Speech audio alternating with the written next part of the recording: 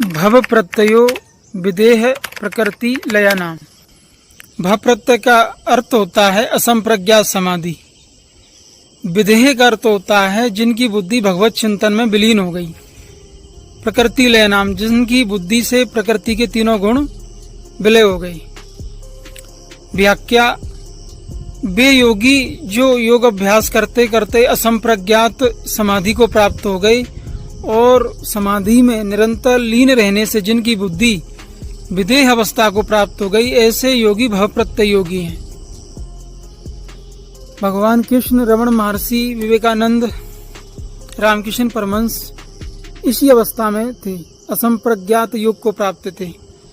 वैसे विचार, वितर्क, आनंद, अस्मिता, इन पांचों पर भी जब विराम लग जाता है, चित्त निर्मल और शून्य अवस्था को प्राप्त हो जाता है, प्रकृति के तीनों गुण विलीन हो जाते हैं, ऐसी अवस्था असंप्रज्ञात समाधि है।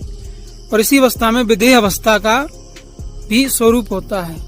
जैसे राजा जनक विदेही थे, जिन्हें देह का भान नहीं, संसार की वस्तुओं में कोई आसक्ति नहीं, जिनका चित्त ब्रह्म भाव में विलीन है, ऐसे योगी विदेही कहे जाते हैं, प्रकृति लया नाम।